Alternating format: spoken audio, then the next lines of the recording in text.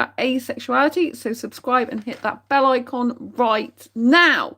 So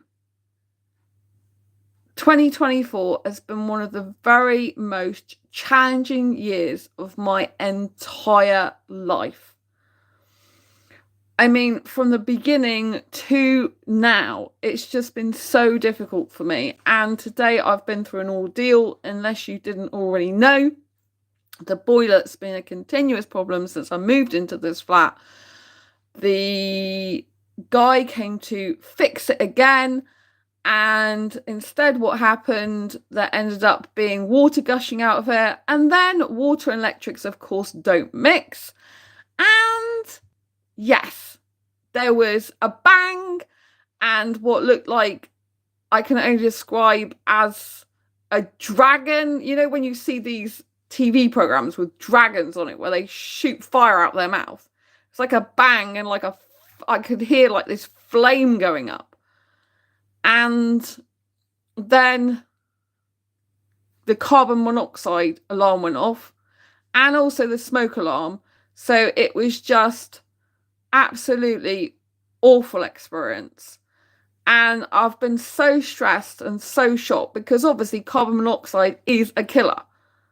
And if that explosion hadn't been like contained to the one kind of burst of flame coming out, I think it was one like massive bang and flame, then do you know what I mean? Someone could have really got seriously hurt and injured. And I'm just glad to be alive, to be quite honest. But it's been such a stressful day, so shocking. I've had the window open all day since that happened, apart from I've just shut it now so I can do this live stream. But I've been on edge. I've been stressed out. I've been feeling so awful because, you know what I mean? I had the gas leak from the boiler before Christmas, which had to have emergency gas services out to it.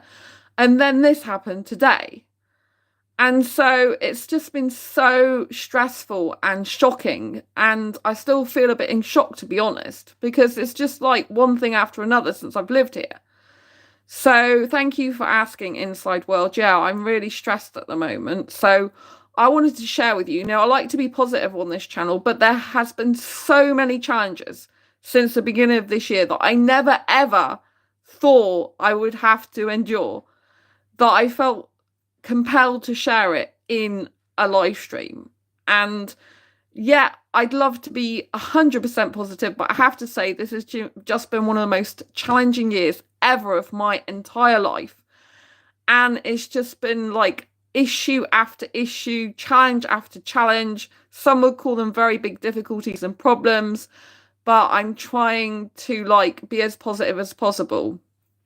So Vent, we're here for you. Thank you, Nick. Yeah. So and someone's put, yeah, someone said something. So hi from Ireland. Hello. So I am here to vent a bit. I'm going to admit it's not something I do all the time, and thank you for being here because I'm just going through this really, really difficult challenging time. It does make me want to cry some of the time, to be honest, and there's nothing wrong with crying. It's just been a nightmare. So what happened today was like just the icing on a very difficult bad cake. So I look very homeless, says someone in chat. Actually, the reason I moved here was because I faced potential homelessness. That's why I moved to this flat, because my last landlord was selling, and I had to move last year because my previous landlord was selling. So I've had to move twice in 2 years, right? In the first place I lived at, which I had to move from last year, I loved that home. I'd been in that home for absolutely years. And so it's not of my choice. So respect this lady. Sometimes bad things happen. You look good. Thank you. Merry Christmas. So yeah, thank you so much. So I have beautiful hair. Someone asked me, why do I have homeless hair? I don't have homeless hair. I have beautiful hair. I never dye my hair. That's something that always makes me happy, my beautiful hair. It's so gorgeous. Never dyed it in my life, and it's so beautiful and soft. Look at that. Absolutely stunning. I love my hair, regardless of what anyone else thinks. Look at the shine on that. Beautiful. Never dyed it in my life. Absolutely gorgeous. I always love my hair, regardless of anyone else says. My fringe is always a bit. It always does its thing, whether I cut it or a hairdresser cuts it. It always goes a bit like, it never completely straight a lot of the time. But hey, it's quirky, right? And it's good to be quirky. So, hair is the most feminine. Thank you. I actually had an Indian guy once say to me, "Your hair is like Indian silk." So I was really pleased about that. But I've always loved my hair since being a teenager, actually. Always. So I do. Well, that's one thing I like about myself, regardless of what anyone else says. I love my hair. So that did cheer me up, actually. I think the person was trying to make me feel down. And I'm like, well, actually, it's made me smile now. I love my hair. I love the fact I've never dyed it in my life. It's my own hair. All of it. I don't wear a wig. I haven't got extensions. Someone said on a previous live stream, hey, is that your hair? Real hair? I'm like, yes. Another person's like, is it a wig? It's like, no, it's not a wig. There's no extensions. It's my beautiful long hair. I love my hair long. When I was a child at school, I had to keep it short because my mum hates long hair. But as I was free after leaving home, my parents' home, that is, I could have it how I wanted it. So yes. So well, actually, my fringe has been thinned out, so it was thicker than this before. So yeah, I got a little bit of layering in the back, but I like to keep it long, my hair, and I don't like it coming. I like it coming up at the sides, which is very unusual. That's not the way it's normally allowed to have. Well, it's not the way people usually have it. But anyway, so what is your secret? As I'm struggling to grow mine, I don't cut it very often, but I use Jason shampoo actually. Jason shampoo is all natural shampoo, jojoba oil, and it's got it's castor oil. I was going to say cod liver oil then. I wanted to say cod liver oil, which is a fish. Castor oil, so it's jojoba oil and castor oil. And it's by Jason. It's a very expensive shampoo because it's like natural stuff in it from the health shop. It's really, really good, but it makes it shiny. And also, if you put cold water on your hair after taking a hot shower, put cold water on your hair, it makes it more shiny. I don't know if you knew that, but I learned that ages ago. So yeah, but Jason shampoo is really nice. And the castor oil makes it a lot more stronger. So, it's good to use a good shampoo, but I don't cut it that often on purpose because I like to keep it long as much as possible. I just get the split ends cut off it basically a lot of the time. So yeah. Anyway, someone's saying, what are your hopes for the coming year, like your goals and focus? So I might answer that at the end of this live stream because I've just begun it and I haven't actually said the challenges I've been through. And I'm probably going to be doing another live stream exactly about that, like what my goals are going to be like and focus for next year. But right now I'm trying to complete this year. So I think I want to tell you some of the challenges I've been through this year because I just feel that it's good for you to understand what some people have to go through. And we all have our own challenges, right? We all have our own issues, our own difficulties, our own challenges. But I have to say this year has been one of the most challenging years for me. So at the beginning of this year, it started off right at the beginning of this year. I had a respiratory infection left over from Christmas, which was big. I got actually in November. So in 2023, I got a respiratory infection that lasted like 7 weeks. So still around Christmas, I wasn't 100% well.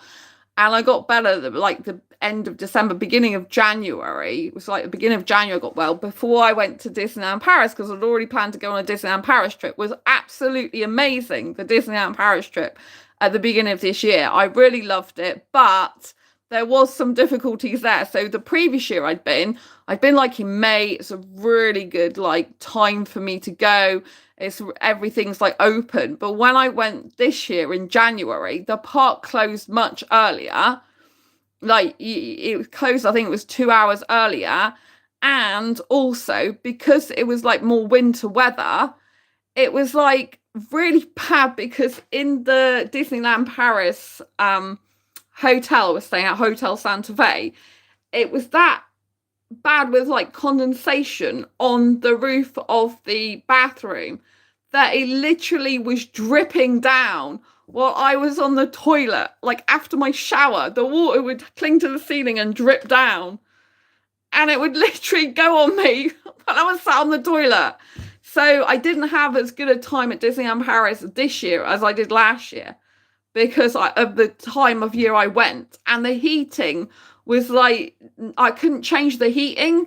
So it wasn't that hot, and it was only on for a very limited time. And the fact the park closed, I think it usually closes around 11. Or, well, it's a bit longer with the like Disney show at the end of the night. But it closed like 9:30, so it's about 2 hours earlier. And I'm like, I'm missing all this time, you know? And plus, it was really bad. So when I went, my Eurostar was actually cancelled to go back. So I had to go back on an earlier Eurostar, which meant I missed 3 hours in the park as well. And it was just a nightmare. I'm like, oh my God, it was very, very hard to see like it in the same light because it was very disappointing. It was still good overall. I got to go to Disneyland Paris, but it was disappointing from the point of view of the accommodation. The same campus, the same place, if you like, the Hotel Santa Fe, it had all these issues I didn't have before. I didn't see in the summer months, you know. And so I was disappointed, and there was things like my soap wasn't replenished in there and things like that. So it's just like those little, you know, like those little things, those little details, they can make a big difference to your holiday, you know. And if things aren't replenished, like soaps, and you're not, bins not being emptied and stuff like that, it can just make it feel like, what's going on? I'm paying for this, you know what I mean?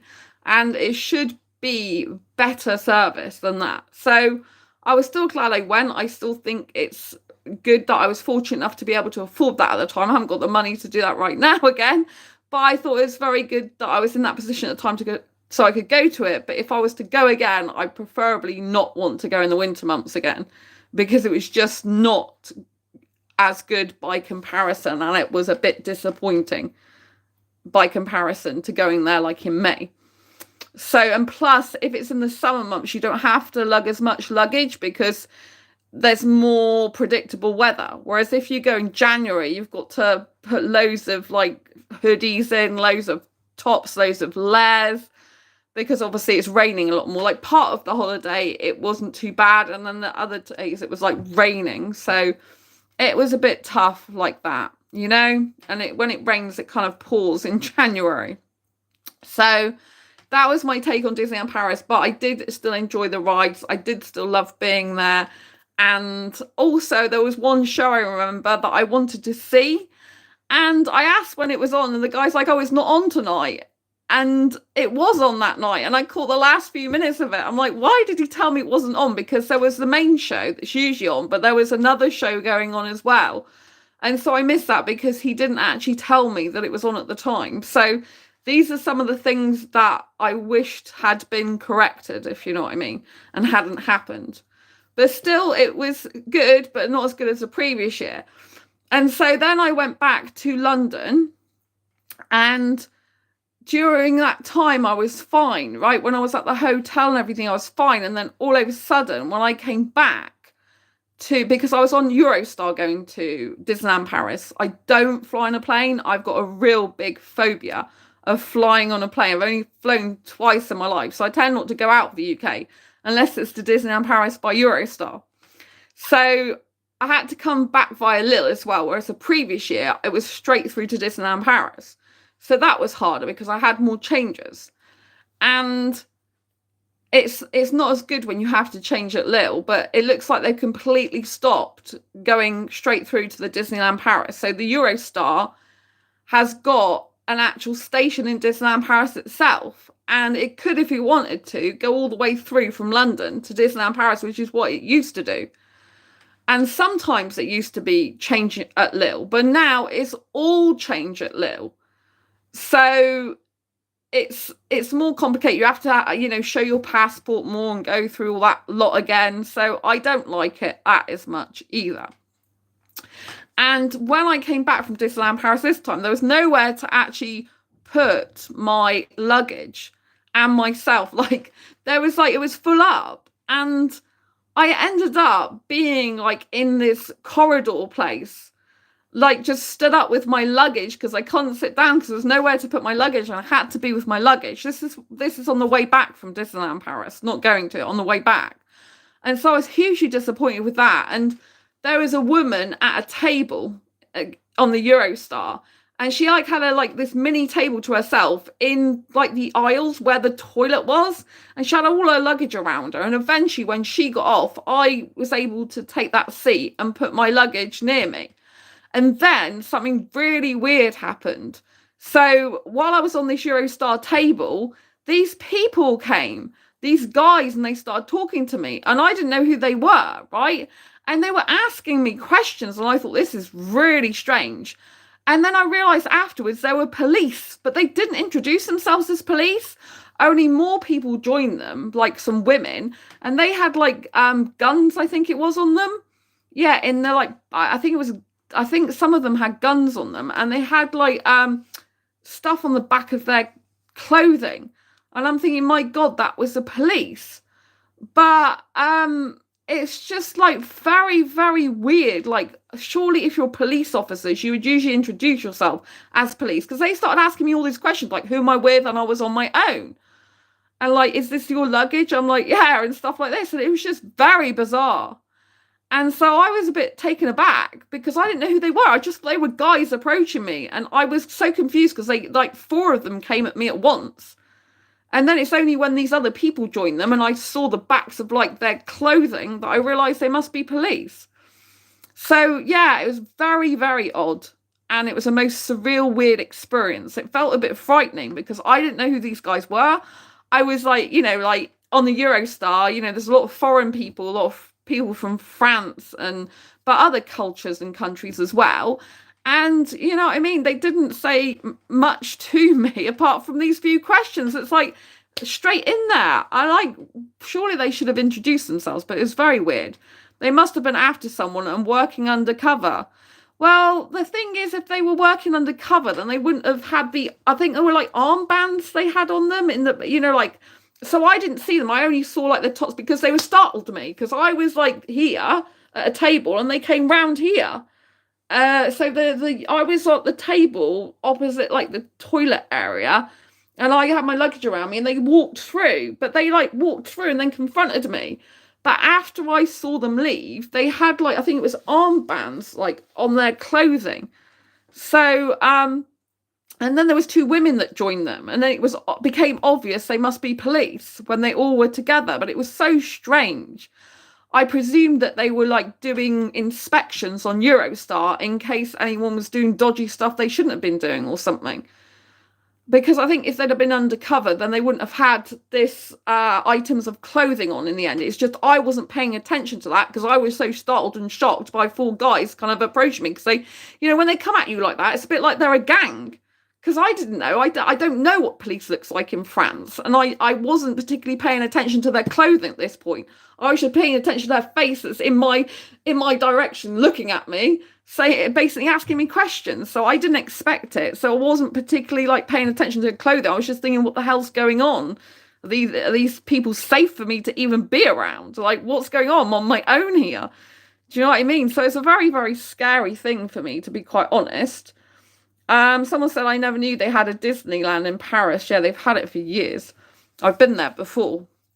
So yeah, it was a very, very odd experience. So I didn't like the fact that the Eurostar was that overcrowded that there was nowhere to put my luggage. And it was just a nightmare trying to get off and on because obviously you have to break at Lille and people have to get on off and on. And there was a couple as well with kids. I remember helping them a little bit. I think I was helping them by standing by their kids while they got on the Eurostar and put the buggies on, if I remember right, something like that, because it was very difficult to get their stuff on and they couldn't get everything on at once with the kids. So I think I was just standing by the kids to make sure that they were all right. It's very weird.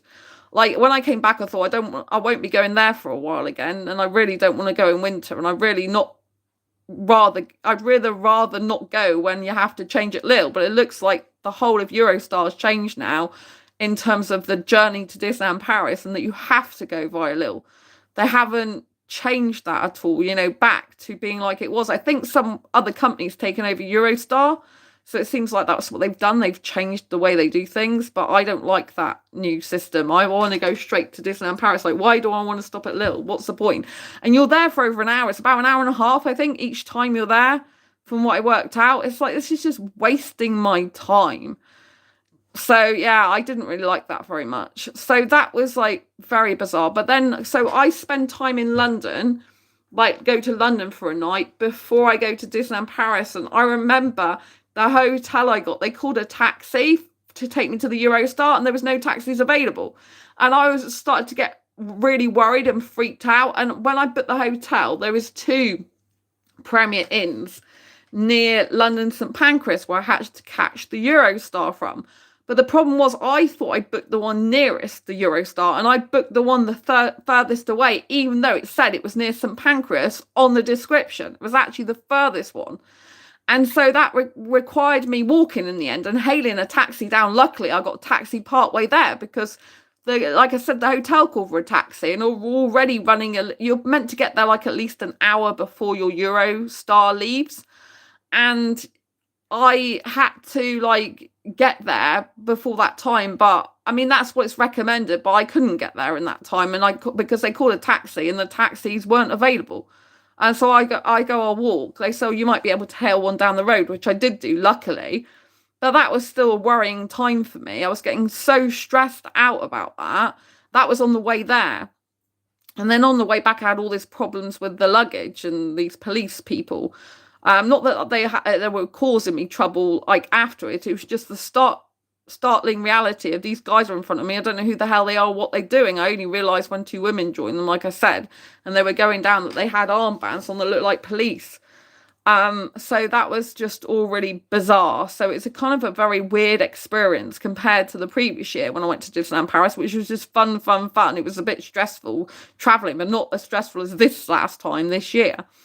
And so anyway, when I got back to London, I was relieved to get back to London and have a night in London. But the problem was, when I came back to Exeter, I ended up having a skin condition, but I broke out in multiple like spot things all over my body, like on my torso, down the side, my sides, and it was weird.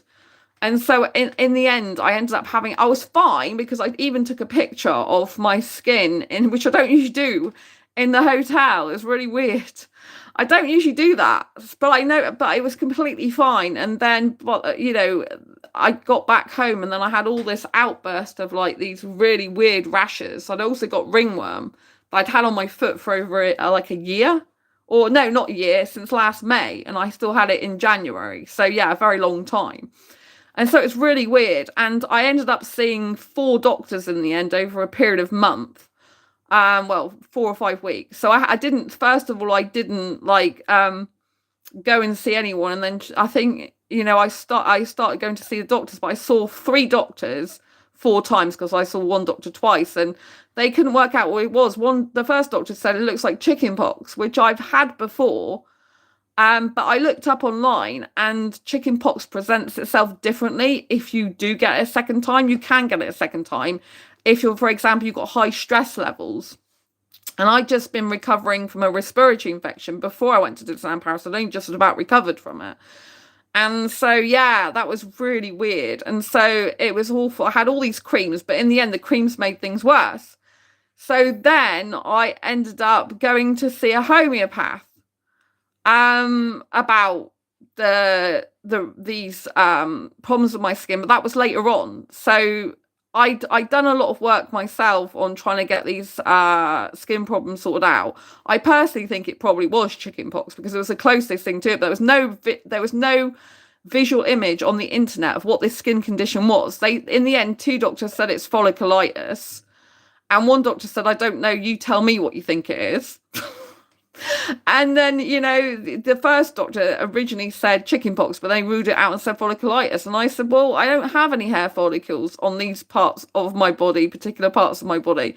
And folliculitis is from hair follicles. And they're like, you have hair follicles everywhere. I'm thinking, well, where I'm specifically pointing right now is hairless. So that didn't really make any sense to me, but there we go.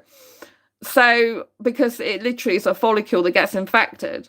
And so, yeah, I think it personally it probably was chickenpox, but because I was an adult and I'd had it as a child, it presents itself differently. But anyway, in any case, it was pretty bad. It was like all over a lot of my body and it was not nice. So, yeah, so before I went to a homeopath, I actually, well, it was when I just started seeing a homeopath actually for that. So, because I wasn't seeing her every week. And I thought the homeopath would help me because I've seen a homeopath years ago and she was really good, but she's retired now. And I live in Exeter. So I tried to find a homeopath in Exeter and she came with like qualifications and like certifications. So I thought hopefully she can help me. But in the end, she made things worse. Like she didn't really sort much of the skin condition out. She did a little bit. She gave me sulfur, which helped a bit. But she ended up making me have digestive problems. And I hadn't had any digestive problems since 10 years ago. And I was taking digestive enzymes for a digestive problem that the doctors couldn't cure. I was on 8 tablets a day by the doctor in 2014 for damage to my stomach lining from an illness I'd had. And they're like, oh, we can't do anything more for you. That's what the doctor said. It's good as it's going to get. And so then to cut a long story short, I had digestive enzymes, went to see a nutritionist, but that didn't really work. So I went back to digestive enzymes and I ended up taking 2 a day. And I've took them ever since for 10 years till this year. And then what she gave me, the homeopath, stopped that working. And so instead of treating me for the skin condition, although she gave me some sulfur, that's what I mainly went to her for. She ended up giving me a thing called polycontra, which I didn't know what that was. Then I discovered it's 13 hormones. And that completely cocked my whole digestive system up. And I didn't know they were hormones. I didn't go to her for that. And she was treating me because I used to be on the contraceptive pill years ago. I finished that in 2012 because my last long-term heterosexual relationship, even though I'm asexual, I had sex in the past with a heterosexual guy I was on a long-term relationship with, but that relationship ended in 2011. So I hadn't been on the pill since 2012, the year after that. And I didn't originally go on the pill for contraceptive. I went on it because of painful periods, which some women have, and that's what they put you on the pill for. So that's what I was on it for originally. So I stayed on it, and then I realised it was just mucking up my system. I didn't feel very good on it anymore. I thought I'm probably never going to have a relationship for a very long time again, and I don't like sex. And so for me, there was no point in taking it anymore because I didn't see myself ever having sex again. And so I stopped taking that. And then the homeopath this year said she was giving me this polycontra to counteract the effects of the hormone that I was taking for the pill. And I'm like, but I didn't ask you to do that. And that was like 12 years ago. I haven't taken it since 2012. And as far as I was concerned, it wasn't a problem. And so I was pretty fuming, to be honest. I was not happy about it. I had to go to the walk-in centre and they said because the pills she gave you are not regulated by the medical authority or any medical practice, then they can't help me, basically. So it took me, myself, 5 months to cure myself of that digestive problem that homeopath caused. And I had to obviously stop seeing her because she was no good for me. She also gave me some tablets that had sugar in them, and my worst allergy is sugar, and I actually asked her, have any of these tablets got sugar in them? And I particularly took one for when I injured my back, and I had really bad side effects. I said, has this got sugar in it? Because I'm having the same side effects I would usually get with sugar. And she's like, oh no, it doesn't have any sugar in it, right? This was in a text. She texted me back. And actually she said, oh, it doesn't have any such and such a sugar. I said, well, I'm allergic to all sugars. I told you that. And then anyway, towards the end of our sessions, towards the end of where I found that, she wasn't actually helping me. She was actually making things worse, my digestive system. I found the pills that she'd been giving me. I found them on the internet. I said, "Is this where you get your tablets from that you've been giving me?" I said, "Because if it is, they've got sugar in the ingredients." And she's like, "Oh yeah, oh I'm sorry. I must have been having like a bad time with my mind, or some words to that effect." She said, because she said they have got sugar in them. So she lied to me about that. And after that, I broke all my trust. But I went to her to solve my skin condition, but end up I wasn't fully cured of my skin problems then. And I ended up, like having bad digestive problems, like mega bad digestive problems I hadn't had for like 10 years. So it took me ages to find natural things to like get rid of that really bad. Like when I say bad digestive system, it's like, like burping, regurgitation. I know this is a bit gross to say, but we're all like human beings here, aren't we? This disgusting stuff, right, that was going on. At one point, my whole stomach completely swelled up. It was awful. I haven't had that before, and it was just like, oh my God. So, it was very, very bad. So anyway, I've managed to get myself that better. That was May I finished seeing her. So it's been like 5 months. I solved my digestive problem just before I moved here. So I got the keys on the 23rd of October this year to here, but I couldn't move in until the 5th of November because I couldn't get a removal company to move me until then. So I cured my digestive problems, just about completely went away before that. As occasionally I still get a few issues. But I have to I just take good bacteria in powder form for that. So Darina, I also had pancreatine pills in the past. Oh right. Oh, how did they go for you? How were they? I'm sorry you had to go through that, Darina. It's nice to see you here, by the way. Lots of love to you. So, you know what I mean? When you go to a homeopath for help and natural remedies, but actually they make you worse, it's just ridiculous. So that was really, really stressful and challenging for me. And then, so I mentioned a back injury, which I'm going to get to in a minute. So when I started seeing the homeopath, I hadn't actually got that back injury. But what happened was I did actually have a relationship this year. So I got into a relationship with an Indian guy, in case you didn't know. And I like younger Indian guys. And so I thought this guy would be really good for me. And I got into a relationship. I usually recommend not getting into relationships quickly, but I did with him. So I hold my hands up that I didn't take my own advice, right? My own advice is very good, but I didn't listen to my own advice, right? And so I got into a relationship with this Indian guy quickly. We were having lots of video calls and text messaging and stuff like that.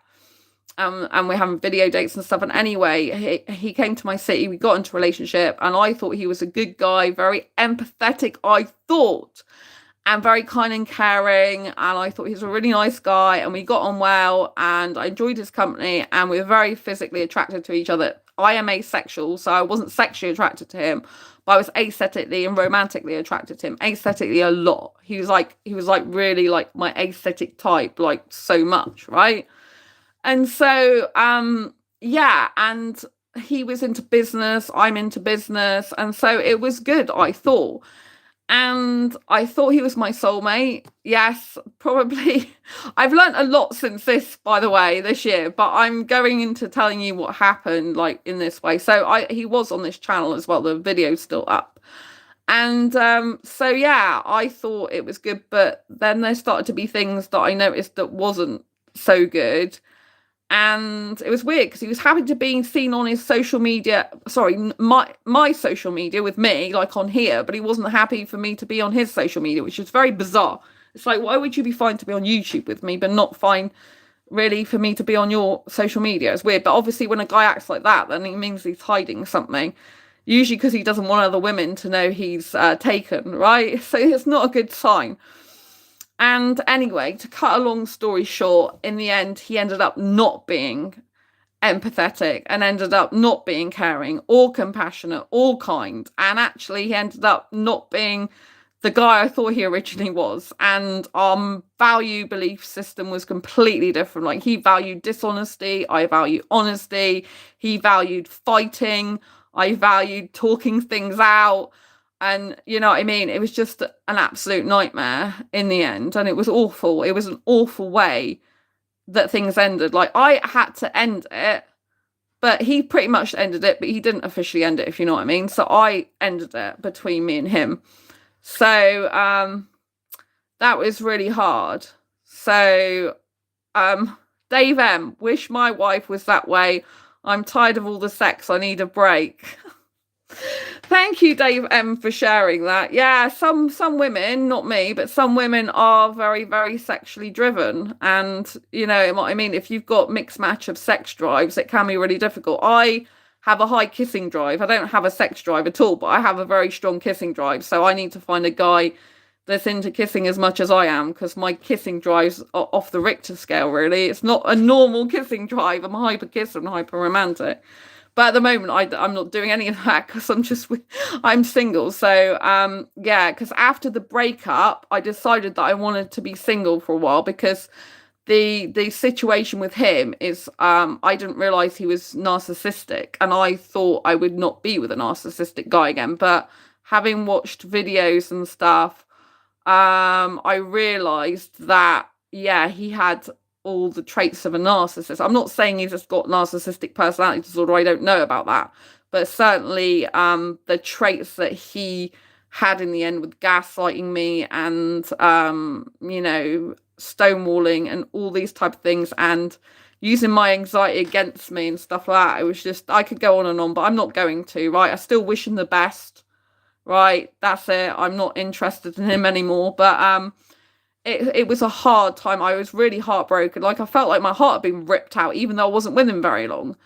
And you know, it was the impact that he had in my life. So clearly, it wasn't meant to be. It was hard because I've been searching for my Indian soulmate for 10 years, and often I got the wrong person. I thought he was the right person, but he wasn't in the end.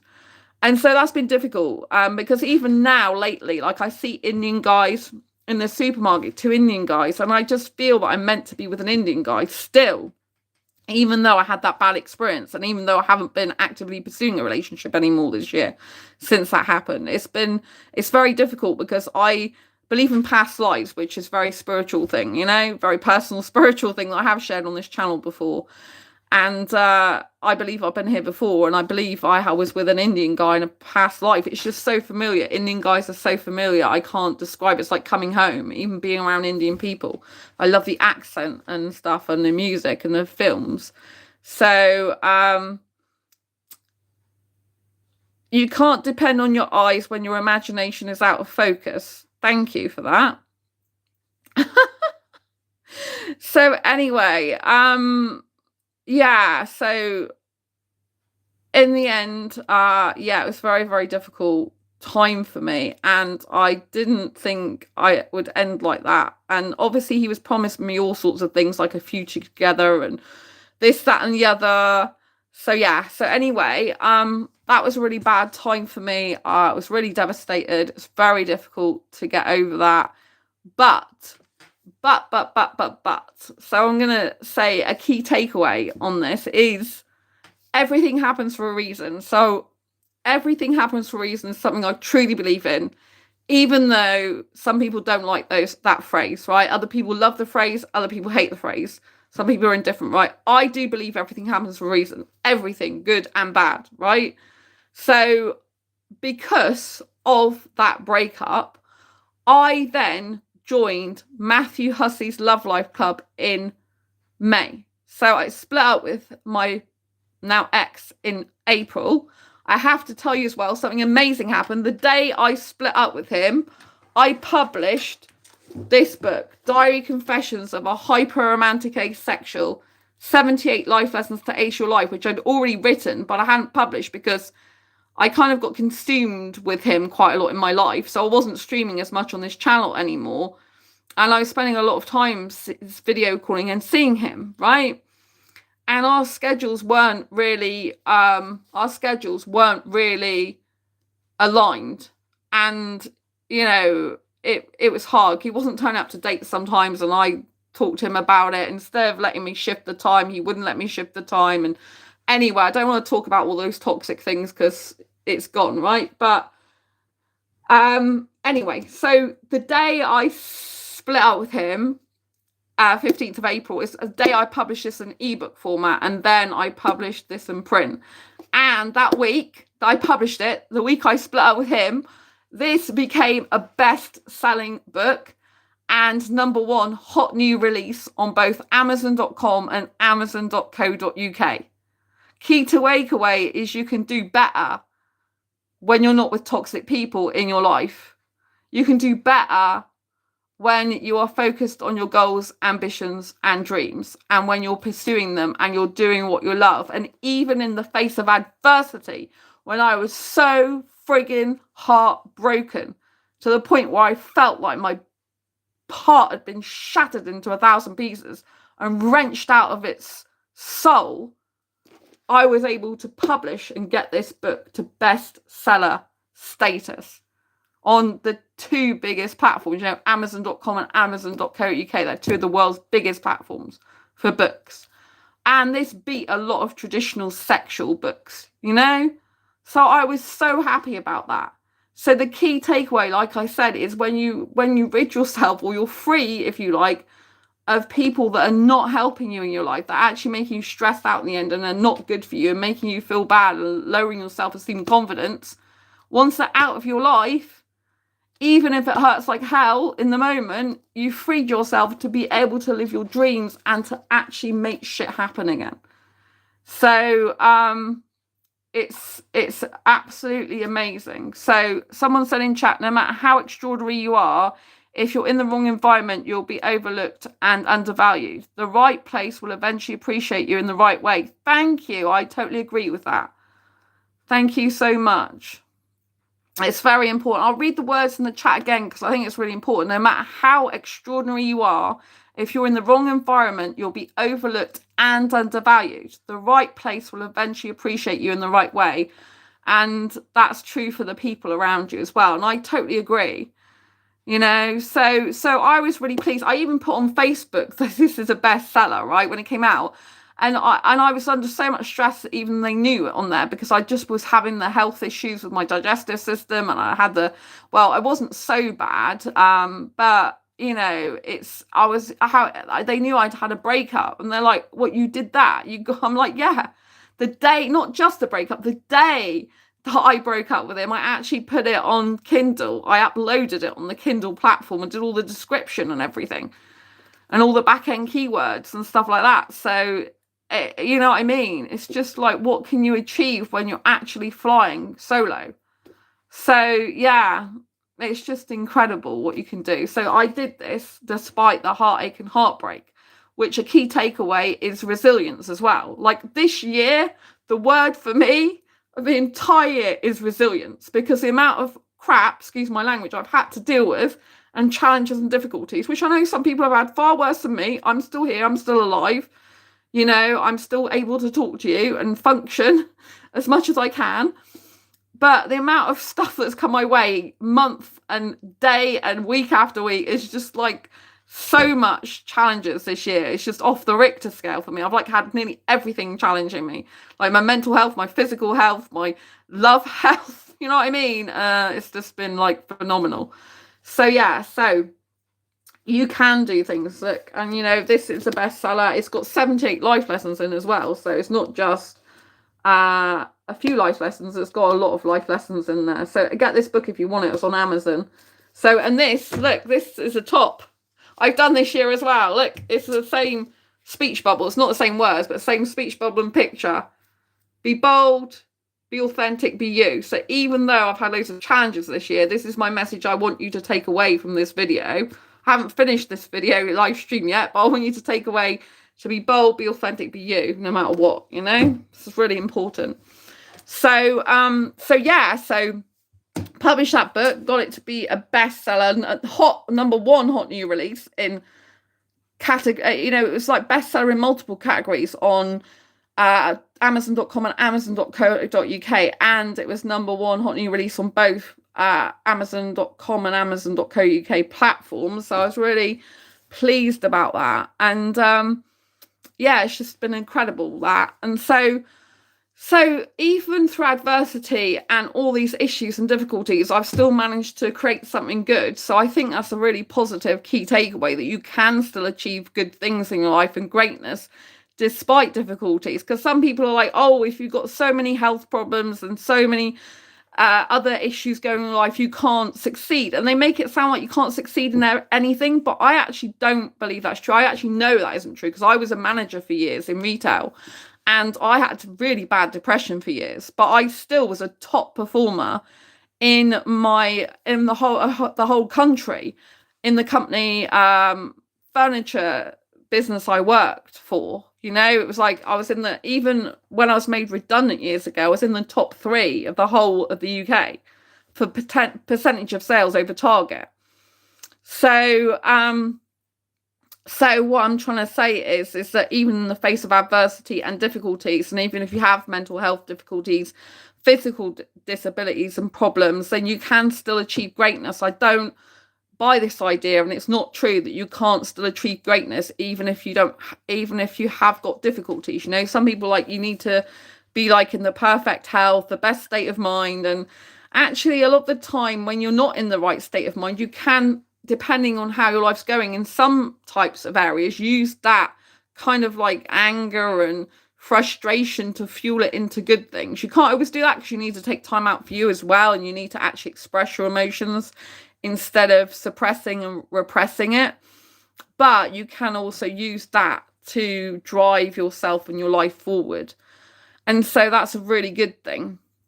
So I don't know if you know, right? So when I was getting over that breakup, I decided it was not too far off my birthday. Like, it was the 15th of April, and my birthday was on the 24th of April. So the breakup was like 9 days before my birthday, which was really sucked. And on the weekend of my birthday week, I went away on the 27th, 28th, and 29th of April this year. And I went to Chessington World of Adventures. So that's roller coasters and theme park rides. Thank you for that late happy birthday. I appreciate that. So, I was swinging upside down on roller coasters on the 27th of April. I didn't have any sleep. I went on the sleeper train, but I can't usually sleep in front of people. So when I go on the sleeper train, nearly everyone else is asleep and I'm awake throughout the whole 4.5 hour journey or whatever it is, right? From Exeter to London. It's a long time. So I didn't get any sleep. And then I went and dropped my luggage off early at the hotel with a really early tube. I think I had to wait for the tubes to open, actually. And then, yeah, I did. I had to wait for the tubes to open because they weren't even open. And then I went to the hotel and dropped the luggage off. And I asked if I can use their lounge area. They had a pub place there, place to eat. I asked if I could eat my salads and tuna that I bought there. And they said I could. Because then I had to catch a train to Chessington South and walk a little bit to Chessington theme park. But I got there really early, and I thought my ticket allowed me to go in earlier, but they said no, it's only special ticket holders that can go in, and it cost me a lot more money to go in then. So I said, fine, I'll just wait an hour then and sit on these rocks and eat some food. So I did that. And so, yeah, so the Chessington World of Adventures was really, really good. I really enjoyed that. I challenged myself a lot because I had heartbreak. I'm like, oh, stuff it.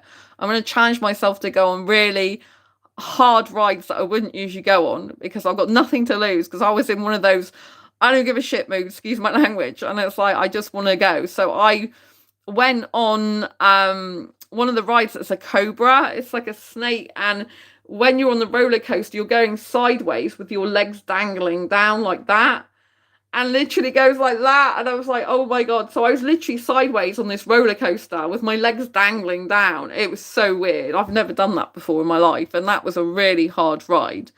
It's actually a new area of Chessington World of Adventures in the UK. It's like a new themed area that I hadn't been to. That I don't think I've been to that area before. And it was just really incredible. And I went on the ship, parrot ship. Now, parrot ships, a lot of people go on, but I have a fear of heights. I like theme parks rides, but I have a fear of heights. So a lot of the time, if it's got really high rides, I won't go on the really high ones. So the Cobra was high because it was in the middle of the air, and you're like on the side with your legs dangling. Very bizarre. And then I decided to go on the pirate ship at the back, which is like the highest part. And that's hard for me because I don't like heights. So you're more safe going in the middle. But I decided to go right back at the end. And that was really good. And I challenged myself. That's a challenge for me. I know some people are like, oh, that's nothing. Doesn't bother me whatsoever. But because I have a problem with heights and it goes really high, this pirate ship, that was a real challenge for myself. And it was really weird because there was goats, real goats, surrounding the water. There was like rocks and stuff with a bit of water around this boat, and I thought they would just like be stationary goats, but they weren't. They were real goats, like chewing grass and stuff. I'm like, what on earth? So it's really weird. So you're on the pirate ship swinging, and it's like got a little moat around it of water or whatever, with some like rocks like type things and the scenery, but it's real goats that are there. At least 4 of them they were. So that was bizarre. But it was really nice to see that. So I had a great time there. And then I went to this business event on the 28th and 29th of April. Now, I got a free ticket, and I'd been to these events before, right? So it's events that were put on by a company. I'm not going to mention the company in this respect, right? And there's a reason for this, is because I actually injured myself. So on the first day it was fine, but on the second day, it's an American company. It's like, well, it's very Americanified. They have a lot of American people there, right? And they do a lot of NLP, neuro-linguistic programming, which I've used before.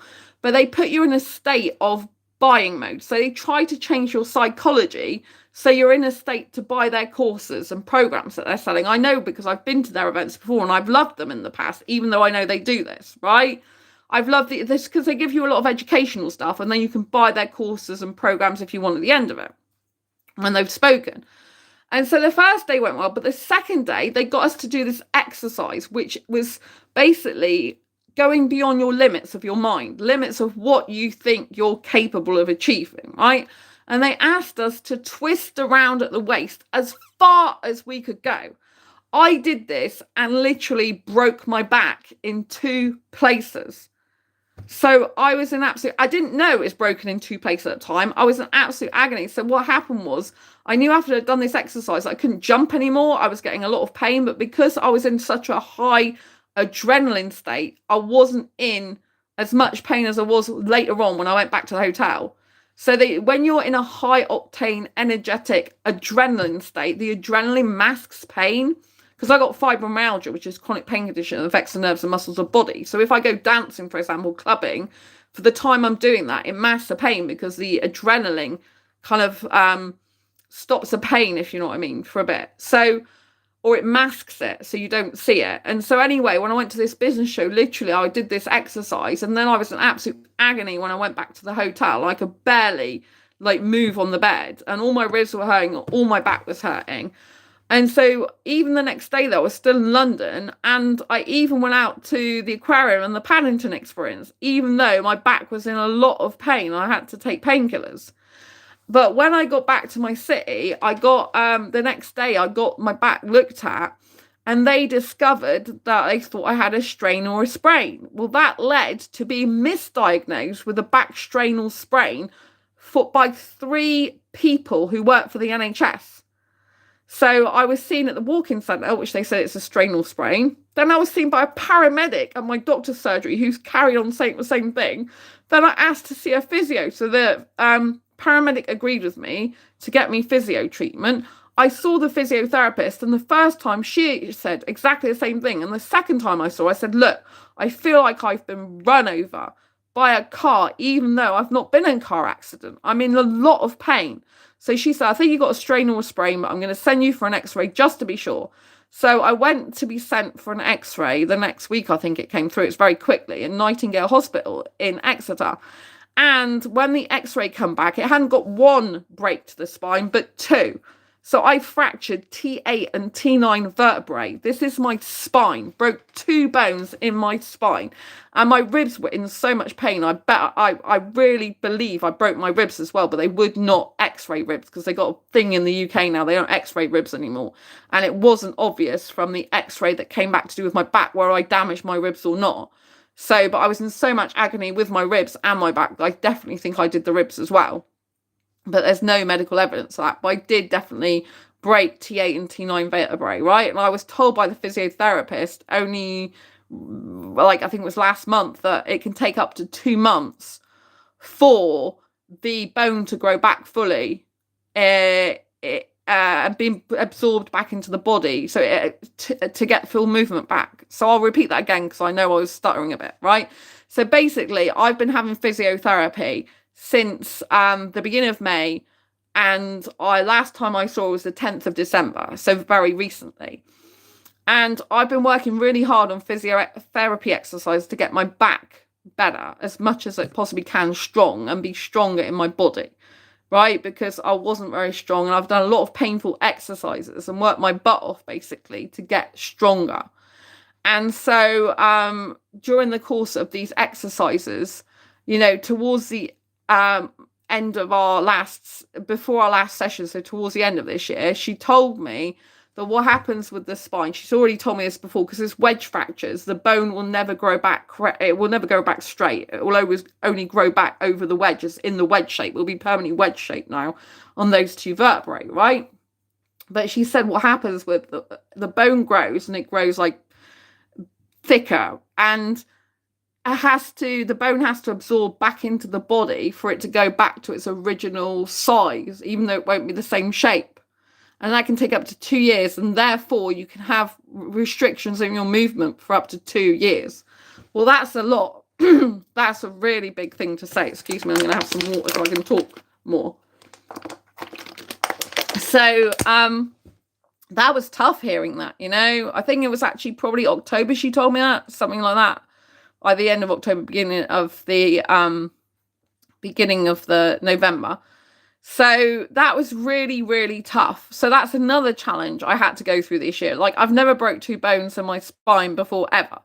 I have actually broke my left ankle twice in previous years, 2021 and 2022, but never my back. Now, the back is the central thing to all your body. Luckily, if we're talking about key takeaways here, I didn't damage my spine, because if I damaged my spine, I wouldn't have been able to walk, and I was still able to walk. So whilst, these challenges have happened, I do still see the positive in the fact that it could have been a lot worse. I could have had a spinal cord injury, in which case I could have been in a wheelchair forever, right? And that's not been the case. And I've worked very, very hard on my physiotherapy exercises to get much better. And on the 10th of December, she said I shouldn't need to see her again unless I've got any problems again next year or difficulties, right? But in case you didn't already know, I had to move home because my last landlord was selling the place I lived in, right? And it was very stressful. It took me a while to find a new home. When I was trying to look for a home, I had a respiratory infection again, and I lost my voice for 6 days. So I went around all the letting agencies I could find one day on a Friday. I wrote a post, I think it wasn't here, but I also did videos about letting agencies, like how to speak to letting agencies the correct way. And I showed you shorts videos about that. And I also did a live stream about it. And so it's very difficult to get accommodation in my city because a lot of it's student accommodation, and I'm a single person, right? And looking for a 1-bedroom flat. I've actually got 2-bedroom now because there wasn't any 1-bedroom they had available. But it's very difficult to find anything for an adult that's not a student in Exeter, right? Nearly all student accommodation. So I took great lengths in trying to get myself a home because I was going to face potential homelessness because my landlord was selling that place. And so it took me a while. So I went on the 23rd of September, and the place where I'm living at now, I actually viewed this place, and I was the only person that viewed it. I got in here before anyone else did, right? And it was the best place I saw. I hadn't actually been to see any other places in person. I'd only seen them on the internet, but this is the only place I viewed in person. And I knew that this was the best place I saw. So I followed up. I mean, as it happens, I've been into the letting agency a couple of days before, and they said, we got 2 flats coming up in the future. But then I went back 2 days later, and this is when the guy said, you can go and look around it, which was this place that I'm living at now. It's the only place that I saw in person. I was the only one to actually put an offer in for it that got to see it. So I was the only person that was going for it, basically, which I was really, really lucky and blessed for, only because of the way I spoke to the letting agency, the way I dressed, the way I was very proactive, the way I said I wanted it, but I had to pay 6 months rent up front to come here, which is not normal. But I am on some disability benefits. I'm very open about that. So when you're on benefits in the UK, I am self-employed author, but I'm also on some disability benefits. And so because I'm on some benefits in the UK, I was in retail and I had to leave my last job for mental health and physical health reasons. I ended up developing CPTSD as well from that job. It was quite a while ago now, but I'm very open and honest about that.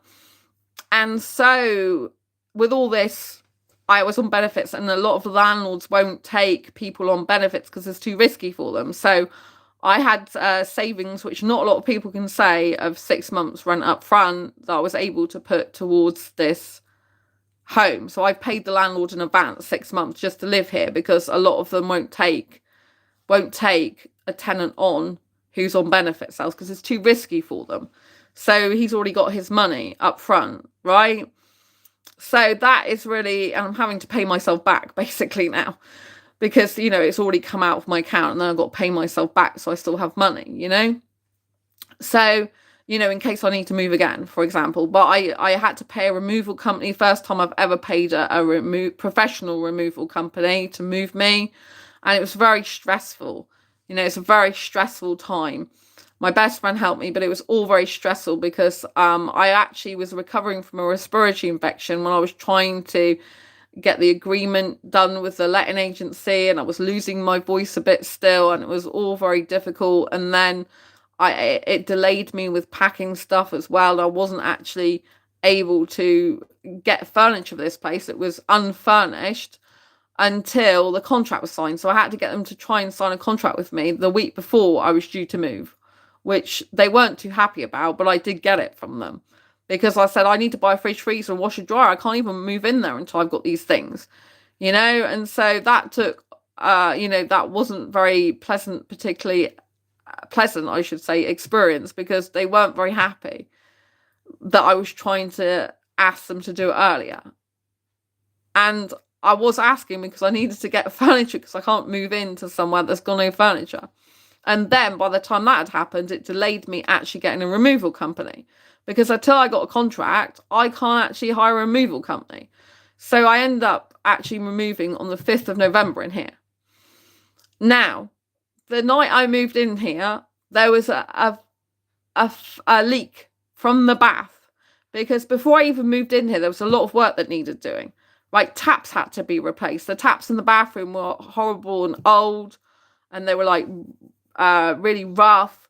The shower, like the metal thing that the shower is on, the metal like arm, that was all like green and blue, and that all needed to be replaced. There was like some mold in the ceiling. There was some bits in the tiles, that was grubby. I wanted a new bath, but they wouldn't give me a new bath. The actual handles to the bath were all rough. So they had to file it down because they wouldn't give me a new bath. They refused to do that. So, but the night I moved in, there was a leak in the bath. It was because the guy had changed the bath taps and he had knocked the overflow off, but also he said the washers were going in the bath. So the washers would have come, would have literally worn away soon anyway, and that would have flooded the place. So there's water all over. So the guy had to come out, the guy who'd put the taps in, he had to literally get a towel and dry it all out, and obviously stop the leak and put new washers in and sort the overflow out. And then they'd arranged to have new lino put in there, because before I even moved in, there was a lino there and it had hazard warning tape all over it because the previous tenants had a flood in it. So, and they, instead of replacing the lino, they just had hazard warning tape down. So they'd already arranged for me to have a replacement lino, because I said, will that be done before I move in? They couldn't do it before I moved in because there wasn't time to organise that. And at first they didn't know that they were going to do that. So anyway, they did it, but it was a day after the flood in the the leak, I should say, rather than flood. Excuse me. In the bathroom. So it wasn't a flood, because the flood had been more water, but there was enough that all my friends, my best friend, his socks got wet through. There's quite a lot of water in there. So Anyway, to cut a long story short, the guy, sorry, I'm really coughing now, and it's been a dreadful day with carbon monoxide leak. So I want to be very careful today. There's a boiler explosion. I might need to open the window again. Anyway, going back to what happened the night I moved in here. It's been constant problems ever since I moved in here. So the night I moved in here, there was a leak from the bath. That was replaced. That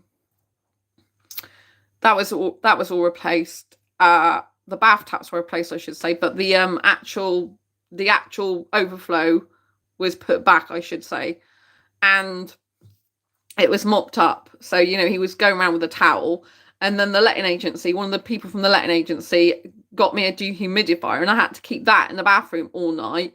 So I could hear the fans going around all night, and the dehumidifier wasn't too loud. But anyway, all the water had to be taken out for the lino to still go ahead in the morning and be put down. So that was put down. They had lino in the kitchen as well, because before I moved in, there was like literally the lino in the kitchen was damaged, but also it was raised up, which I could have tripped over. So, you know, there was constant things that needed to be done. There was a knob missing from the radiator in the middle bedroom. The blind over the radiator in the middle bedroom, because I've got 2 bedrooms, this is a spare room, that was dirty. The blind in the master bedroom was that filthy. It was just like, it looked like mold was growing up it, and it looked like a morgue in there. It was black and it was horrible. They've taken that completely away now. And I have got my own glitter curtain and lights, and my own glitter lampshade, so it looks loads better in there. And so yeah, it was really, really, you know, like stressful, very, very stressful time moving in, and all that leak happening, and then the lino going down, right? But it's been constant things. So like the blinds have had to be cleaned or one got rid of. There's been there was 2 light fittings that didn't work. The guy who was doing the taps said you need electrical people, so these weren't working. The parts were missing off 2 of them, so they had to be replaced. But this requires getting different workmen in, because a plumber can't do the electrics. And so the plumber guy did all the taps. He's filed the bath handles down.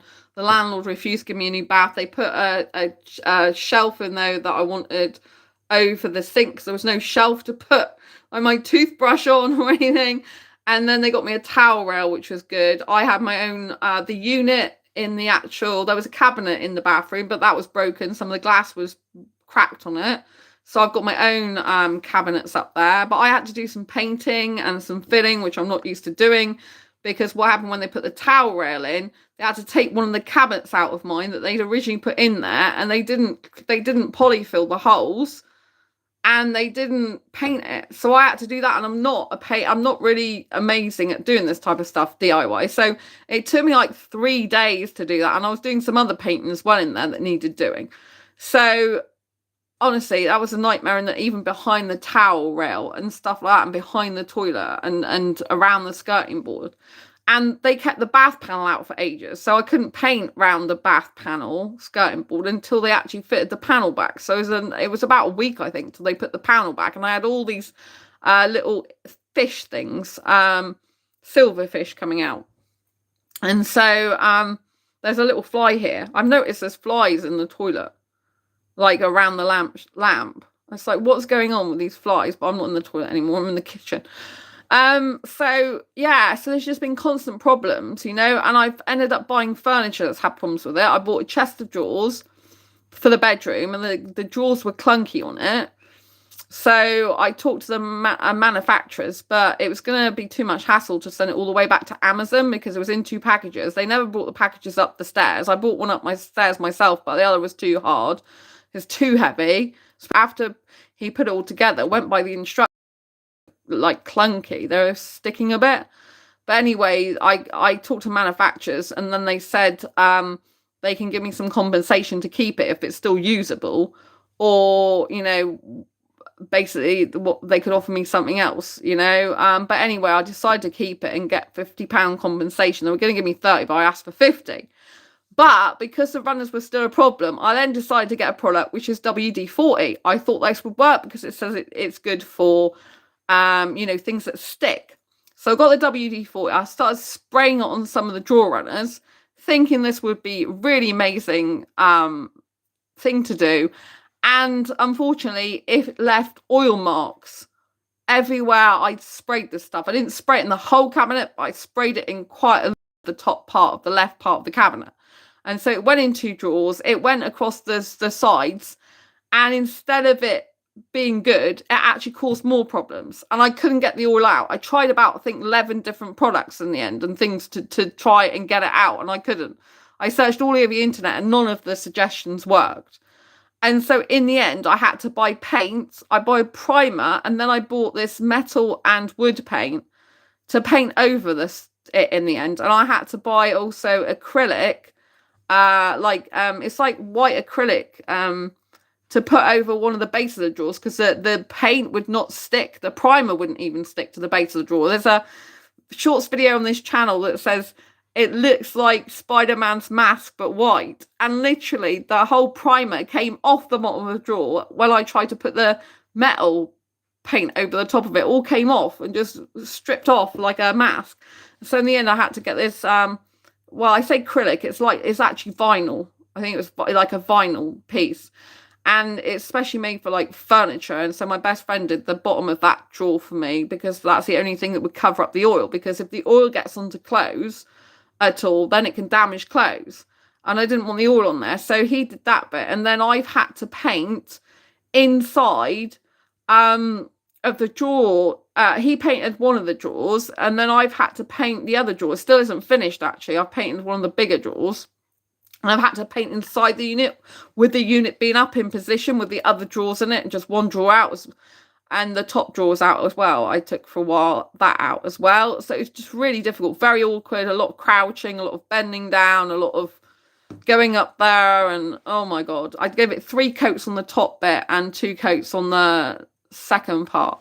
So actually there was 2 drawers out of it, because it affected 2 lots of runners that side after the small drawer. So it's affected three lots of drawers in effect, and that took me ages to do that. And I've still got 1 drawer in the hallway that's not been fully finished painting, so I haven't been able to use that. So I've been having to use the old chest of drawers I had in the other place, which wouldn't fit in my new bedroom here, which is in the spare bedroom, to put my underwear and socks in. But I was living out of a suitcase here for weeks, for over a month, with my underwear and stuff, because I hadn't even, got things cleaned, and there was boxes all over the hallway. And at the moment now, the majority of the boxes are nearly all in the second bedroom, but I had to clean all the bathroom, which took me ages, all the kitchen. My best friend helped with some of it, because he had to clean all the grease off the top, because the previous tenants had grease on there. And then I spent the rest of the time cleaning the rest of it up. I gave it like 3 different lots of cleaner I put on there, and it was just really dirty and disgusting. And also the guy had to repair the worktop, because there was damage to the worktop and some of the shelves. And it's just been like ongoing problem after problem. I've had loads of workmen in here constantly, nearly most days. So it's like I haven't been able to relax. I have to get up really early, and usually I work on a later time scale. Usually I sleep at 4 a.m. ideally, and get up at midday, and I work in the night. But because I've been having to get up really early for workmen, and constant disruption of them coming backwards and forwards, getting different parts from their van, and asking me questions, and me having to say what's wrong with this, that, and the other, and where I want this, and what needs to be done with this. It's just been like I haven't been able to relax in my own home. And then I've had all the problems with the boiler, and also I've had problems with a shoe cabinet I bought, right? So with the problems with the boiler, I haven't had any boiling hot water in here since I moved in here, until the Monday before Christmas. And they kept coming back and replacing parts, going, oh, I need to replace this. But then that didn't solve the problem. The water was still running cold. And then they need to replace the other thing, right? And so it's just been a nightmare, because they keep replacing. One time they tried to replace the circuit board, and 2 other circuit boards stopped the boiler working completely. And literally they'd had the heating before from the boiler, but the hot water wasn't working. By trying to put 2 other circuit boards in, it stopped the whole boiler from working completely. So it's really, really bad. And then on that Monday, the Monday before Christmas, when it finally seemed to be working, after he'd left, I could smell a bit of gas, but I thought maybe it's because it's got a gas lever in there. He's been playing around the boiler. It's just like remnants of that. And then I thought I could smell gas a little bit later on, but my mind was like asking, like, is this like like real? Like, am I smelling gas? Is this something else? Is it like something like food that's burned? Is it some sort of other thing that's being used? Blah blah blah. Like when you self-doubt, which I shouldn't do, but I was asking myself, what else could it be? Surely it can't be gas. And anyway, on the Tuesday before Christmas, I came back from shopping and I could smell the gas. And this is really weird. I haven't even had the boiler on. And then later on that night, I went to watch a movie because I was really stressed because I got another sliding wardrobe. So I've got a small wardrobe in my bedroom here, but there's sliding wardrobes, and I paid insurance for 5 years to cover accidental damage. And I was waiting for an engineer to come and look at the sliding doors, right? But before he even looked at the sliding doors, as soon as he came in, goes, "Oh, they won't cover all this lot." And he said, "I'm telling you that now," before he even looked at it. But I'd already sent the insurance company 32 photographs of the damage, right? And he just immediately said, we won't cover all this, before he even looked at it. So I was really not happy with this attitude. It wasn't good. And it was just really, really, really bad. So I reported him after he left. And anyway, I had such a stressful time. I had to phone up like this agency this is like a third party they use, but I had to phone up like the people that like kind of like send him out.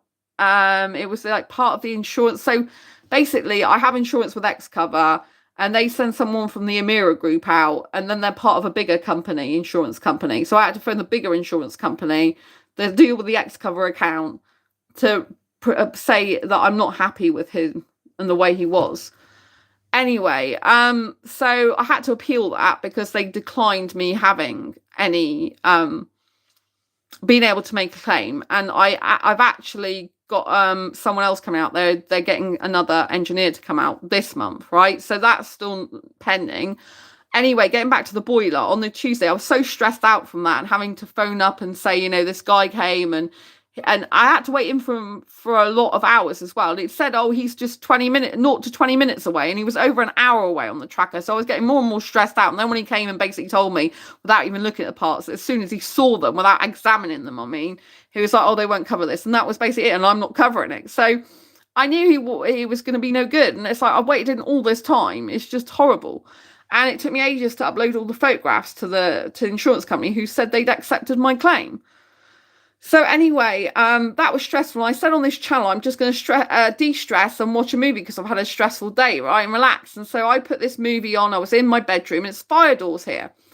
And then when I came out to go to the toilet, in the hallway, it stank of gas. And then in the kitchen, it smelled of gas. And then the boiler, I thought it was coming from. And they've been having so many problems. I've been having so many problems, I should say, with the boiler that I thought, I'm sure it's coming from there. Anyway, I phoned the letting agency up, but by the time I phoned the letting agency, I was umming and ahhing, thinking, well, what if I'm wrong? Blah, blah, blah. I'm learning not to self-doubt. I'm trying to take quicker action now. Since this happened, I'm like, you can't self-doubt as much, Sandra. I've been working on self-doubt, but clearly I've got big issues to still work on with that, because I was always taught, like, as a child, not to trust my own, like, instincts or knowledge or my own opinion. Do you know what I mean? That's what I was kind of brought up with, not to trust myself. It's really caused me a lot of issues in adult life.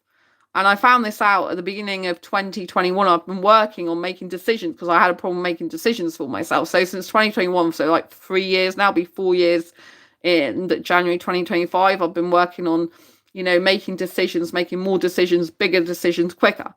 Right. But this particular time I was like thinking like, oh, what if I'm wrong? And what if I get someone out unnecessarily? So anyway, I thought, well, the worst you can do is save your life, Sandra. The worst you can do. This is what entered my head.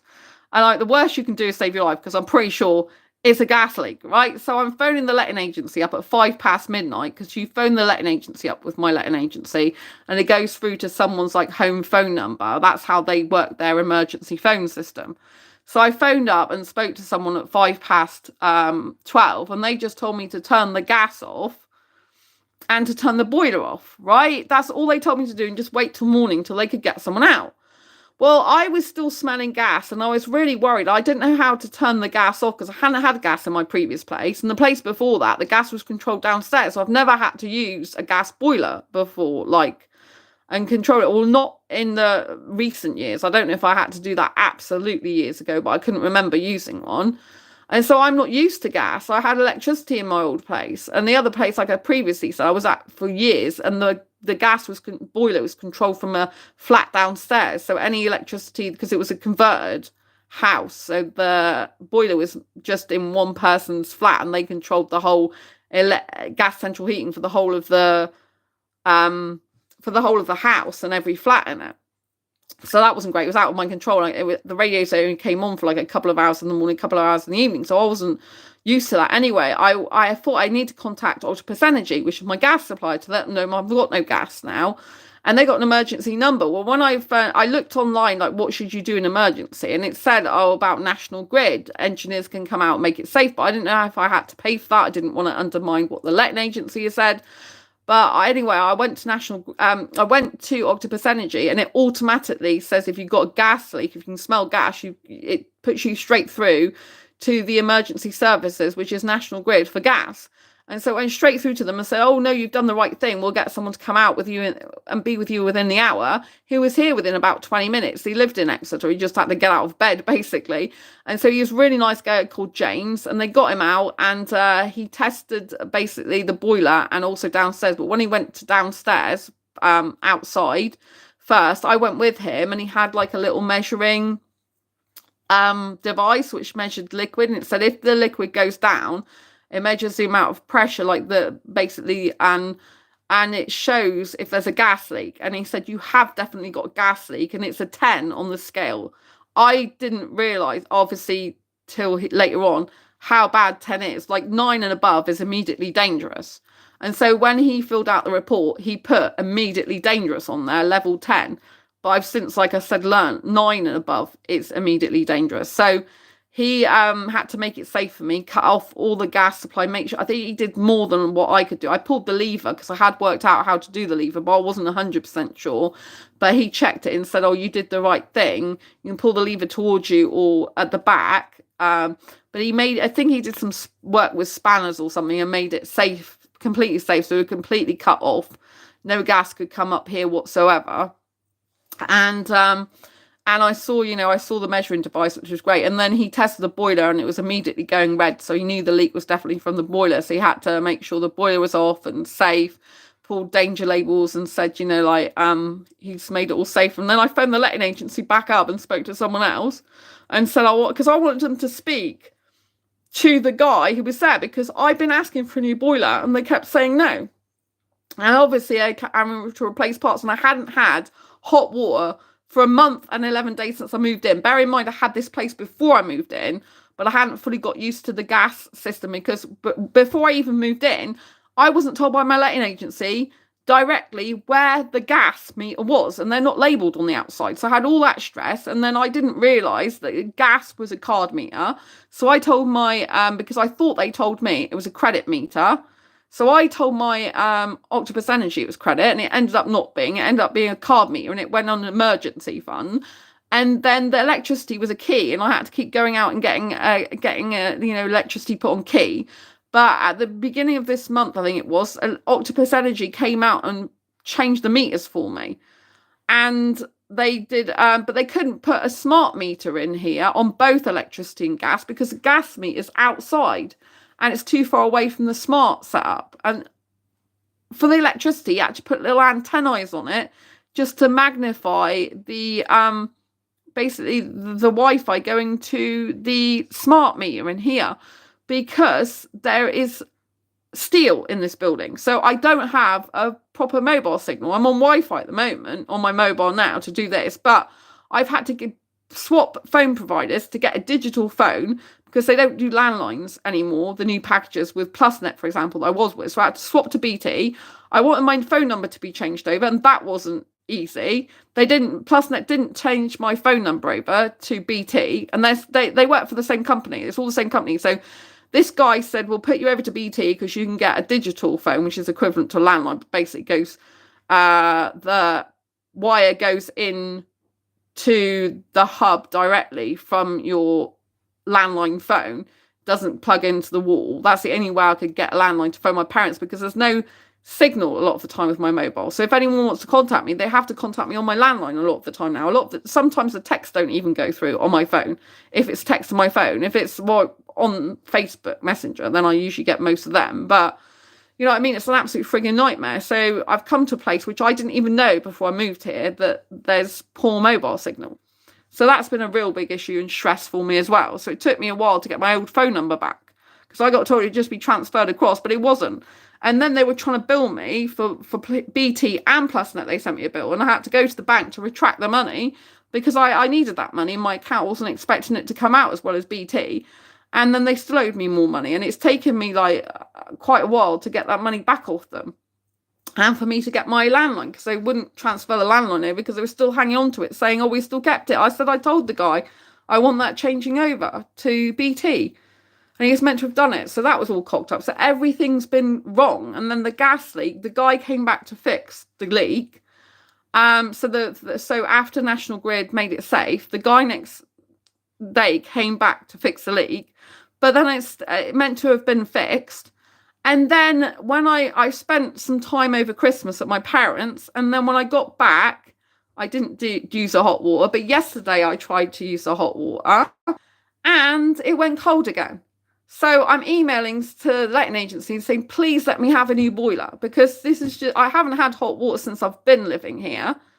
And it's been constant problems, and I need to have, I need to feel safe in my home. I said it before Christmas, after the gas leak, that I didn't feel safe anymore in my own home. It's causing me a lot of stress, and extra anxiety. I've already got an anxiety condition they know about, but it's exacerbating my anxiety. And anyway, I've been like not feeling safe here, and not feeling good about the boiler. So they said they won't change the boiler, but they do 2 more safety tests. So they did 3 safety tests. But then when I got back from my parents yesterday, I got back the day before yesterday, but yesterday was the first time I tried to use the hot water, and it went cold again. So the guy came out today, and he was trying to fix the problem, and then instead it ended up with a part coming apart and then water going all over the boiler inside, which obviously the water and electrics don't mix. I said, do you want me to turn like the electricity or anything off? And he said, no, it's fine. And then a short while after that, literally bang. And one of those, when you see like a dragon puffs out a flame from a movie, it was just like that. And it was like, I could hear like like you hear a gust of like fumes and flames go up. It was just like that. It was like bang, and flames. I think a flame came up from what I could see, because I was sat here and the boiler's like diagonally opposite there, and I just saw Dave going, oh, like that, and the bang and this, and then the carbon monoxide detector went off, and the smoke detector went off. So it leaked carbon monoxide. And then he was trying to switch it back on the switch, the electricity switch, the boiler. And every time he tried to switch it on and off, the carbon monoxide would go off again. So he took the fuse out in the end and said, oh, it's now condemned and you can't use it. So you can have a new boiler, basically, because there's no other choice. But they should have given me a new boiler before, not put my life at risk. I've had my life at risk with the gas leak. And also now with the fact that it blew up and carbon monoxide came out of it. It could have been a lot worse. Dave could have been injured. I could have been injured. Dave, I think it went, I think it might have burnt. I'm not sure if it burnt his face, but he said that he's been on holiday. But he only came back last night. But he said, I said, are you all right? Because you're patting your face. He said, oh yeah, it's hot on my face, like it. I think it was because of the heat. And I said, did you injure yourself? He goes, I just like made the hair stand up on his arm, but he's all right. But I was wondering if the heat from the explosion, with the electrics, I wondered if it hurt his face a bit. It felt like a burning sensation. I think it did. So now I'm without hot water, and I'm without any heating as well. But they've lent me 3 heaters, which will cost me a lot more to run with the electricity, because it's a lot more expensive than gas. And also because they've got to get scaffolding up, because I live in the top floor flat, and they've got to put scaffolding outside my flat's round the back, which leads onto a road. They've got to get permission from the council to put scaffolding basically across the pavement and up the road. On the road, I think, they've got to have like a parking permit, I think, as well. So they got to sort that out. So they said, as it's New Year, they'll basically, take a while for the council to give them the permission to do it, to put the scaffolding up before they can even get the boiler and install it, because they need the permission first. So, to cut a long story short, with the shoe cabinet, I told you got a new shoe cabinet. Well, that wasn't delivered when it was supposed to be delivered from Amazon. And DPD, it's a third party, it's not Amazon itself. So it's supposed to be delivered on the 2nd of December, but it wasn't. DPD ended up losing it, to cut a long story short. The label got wiped off, and it was meant to be re-delivered like a few days later on the 5th. And they were told the night before that it hadn't been scanned, so it definitely wouldn't be delivered, to raise a problem with Amazon. I raised the problem with Amazon, and then they refunded me the money. It was in processing of refund, and the next day it turned up. And so then I phoned Amazon back, and they said, you can keep in this case, as third party, rather than send it back, you can keep the product and the refund. It's not something they usually do, but because it hadn't been delivered when it said it was going to be delivered, they could do that for me on this occasion. It's something I've never had before. But the box, I said, I haven't opened the box, and it's a little bit damaged on the outside, so I don't know what it's like on the inside. Then, to cut a long story short, me and my best friend put it together on Friday, the 6th of December. We followed all the instructions, even used a metal ruler, and it took us 6 hours when it should take 2. So everything was put together. Aesthetically, it looked great. There's a picture of it on here, but the drawer was sticking. So I was moving the drawer in and out a bit to make sure it's more smooth on the runners, and it came completely off the runners and went straight on my right foot. And so it's damaged my foot. And so the big toe of my right foot swelled up. It had like blood under the skin, purpley coloured bruising, and a bit of like black marks. And it was really bad, swollen, painful, had all these marks over it, right? I went to the walk-in centre a week later because I thought it would disappear. And it basically, the pain went down, so it wasn't painful to walk on anymore, but was painful to still touch. And some of the swelling went down, but she told me to bathe it in salt water, which worked. It took the like bruising and swelling, the blood capillaries under the skin. It took all that away. But I started doing an exercise that I had to do for my physio, for my back, because I have to keep this exercise up. I was standing on one leg, and then all of a sudden I got a lot of pain in the second toe for that foot, because I haven't been able to do all my exercises because of all the problems that's been going on here. It's been very stressful for me. So to cut a long story short, the second toe started giving me a lot of pain. And then the next day, which is Monday, it was just really, really bad, and it was very painful, and I had nausea all day. And so I went, from when I woke up and for hours, and so then, all day actually, and then up to the point where I went to the walk-in centre because I suspected it's broken, because it's actually got a bend in it, and they suspect it has got a fracture in it. So now I've got potential fractured toe that's taped up, and I have to tape up all the time. I'm waiting for an x-ray about that. So yes, there we go. Anyway, the key takeaways are resilience, inner strength, seeing the positive. I could have died from the gas leak or the carbon monoxide or the explosion in the gas boiler. I didn't die. I'm still here. I haven't been injured. Thank God Dave was here. I definitely have to have a new boiler now because they've been forced to give me a new boiler, but my life shouldn't have had to been put at risk to do that.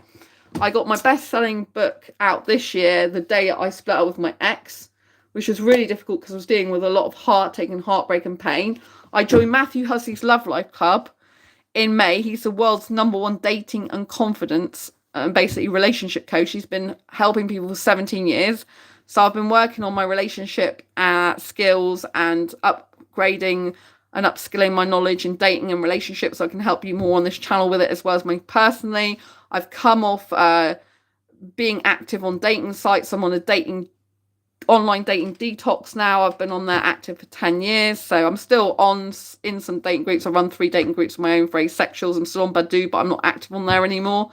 I just keep my account alive at the moment. So yeah, I've done got my confidence back, got my self-esteem back, and the big word is resilience, because after all this complete stress and everything I keep going through, I'm still resilient, I'm still strong, I'm still here, and I'm still seeing the positive. Like, it could be a lot worse. Like, I survived a gas leak, right? That could have potentially caused death. It was termed on the report immediately dangerous. Right, today I've survived the fact there was an explosion in the gas boiler. Right, luckily no one was injured. Or I think Dave was a little bit, I think he had a bit of like burning sensation on his cheek and that. But, other than that, and obviously carbon monoxide, it's not leaking anymore, but was at the time from the gas. But if Dave hadn't been here, I mean, I think because he was playing around with it and the water mixing with the electrics didn't like help the situation, and probably like ended up maybe even causing some of that situation. But at the end of the day, the boiler's been very faulty. I haven't felt it's safe, and now I've got to have a new boiler, but I won't get it straight away. So the fact that they've got to give me a new boiler now is a plus, right? I've got better from 2 broken bones on my spine. Like, I'm a lot stronger in my back now. I've been doing physio for 8 months, so I have overcome a lot. But now I've got the toe injury, the suspected broken toe, which means I can't do as many of my back exercises anymore. So I've got to go back to the physiotherapist now. And I'm speaking to a physiotherapist on the phone tomorrow, because the toe injury is now affecting what exercise I can do for my back, which slows down my recovery, because I have to keep up the exercise for my back, even, for the rest of my life, basically. But if I can't keep them up, because I can't do a lot of them now because of my foot, so I can't do the squats, I can't do the lunges, can't do the standing on one foot, stuff like that, then it's going to slow down the progress I've made with my back. So I can get more pain in it again. Do you see what I mean? So challenge after challenge, but there's resilience, strength, grateful for still being here in life. I'm still alive. I'm not in hospital, which is amazing. I haven't got any spinal damage, even though I in terms of long-term spinal cord damage, I've got nothing like that. But even though I've got damage to the spine, like 2 broken bones in my spine, I've got a load of strength back. I've got a lot of independence back. I've got a robotic hoover that helps me hoover now, a mini dishwasher. Thank God I got that when I moved here. I've never had a dishwasher in my life before, because if I hadn't got that, then I would be in major trouble now, because I don't have any hot water. So I've been using that while I've had no hot water for weeks on end, since I moved in here. We're talking like nearly 2 months. So, well, it will be 2 months. Well, I got it on the 23rd of October, and it's now past the 23rd of December. I moved on the 5th of November. So the 5th of January, for definite 2 months, I won't have had anything. Hot water, for permanent hot water. I had it one time come back, the Monday before Christmas, and it's just gone again. Before the gas leak. So, yeah. So, yes, resilience, strength, staying positive, and taking account of all the good things in life, despite all the adversities. That's my key takeaways for you. Don't forget to be bold, to be authentic, be you, and keep focusing on the positive, because if we focus on the negative, our life's just going to get shit, excuse my language. If I just think about all the bad stuff, there's a lot of accumulation stuff, and it is stressful, and you do have to recognize that you're stressed. Hi, Jonathan. I'm about to go from my stream now, but it's lovely to see you on here. So, all the resilience, all the strength I've had, everything I had to deal with, all the difficult challenges, the key message and takeaway is resilience and strength. And despite all these problems, adversities, I still can see some positives, because I think if I think negatively about all this and I just think about all the problems, which they are, and I have to deal with, I have to accept and acknowledge that, but if I focus on that, it'll just expand, right? So I'm focused on the fact there was a gas leak, but I'm alive. There was a gas leak and I survived it. Could have been a lot worse, right? There's explosion in the gas boiler today. Carbon monoxide could have been worse. Could have been a lot more carbon monoxide. Could have been dead. And the explosion could have killed someone. The whole place could have caught on fire, which it didn't do, thank God.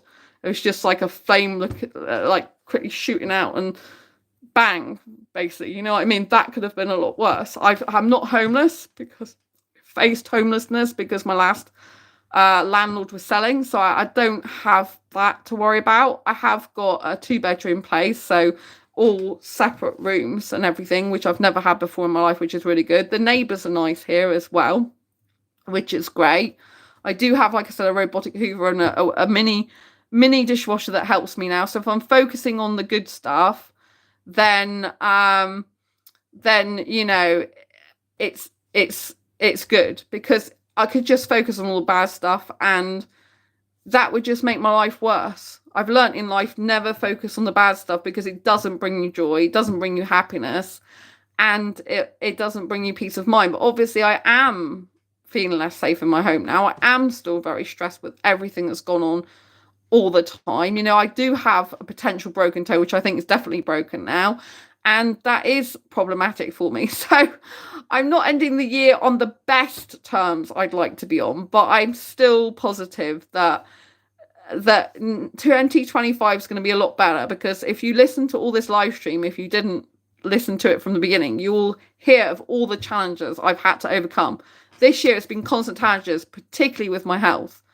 So yeah, I just think, like, be bold, be brave, be authentic, be you, and keep thinking of the positive as much as you can, while acknowledging your feelings do matter, your feelings are valid. And if you've had a lot of difficulties and stress, that is okay, because it's valid that you're stressed when you've had challenges and things that make you feel unsafe. You've got to recognize those feelings are completely valid, and they matter, and you matter. So don't push your feelings aside, because, breaking 2 bones in my spine, that's like tough shit. Do you know what I mean? We're not dealing with little things here. We're dealing with the spine, which connects all the body.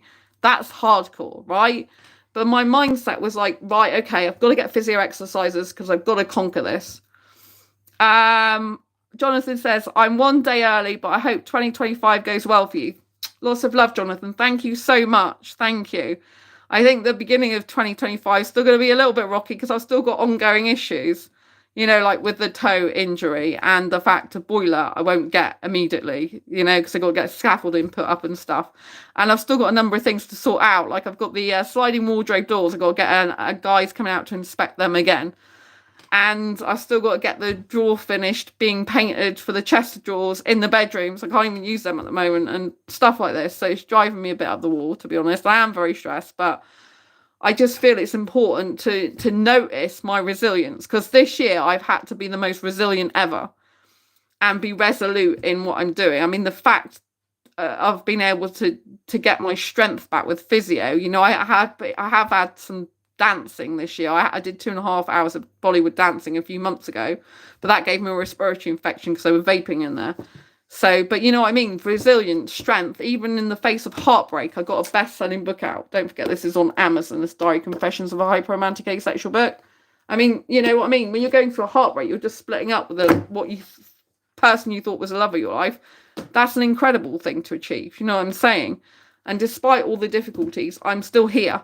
Right, I'm still doing this channel. I haven't been streaming as much because I literally am so stressed. Like, for the last 3 nights, I've been so stressed I've had to go to sleep, because I've got all these issues going on all the time in my home. Not because I don't want to stream, but just because, I have to put my health first as well, And so don't forget, I still have fibromyalgia, which is a hidden disability. Here, I wrote Fibromyalgia Self-Help Handbook to help people to have more energy and less pain and feel happier with it, which is important.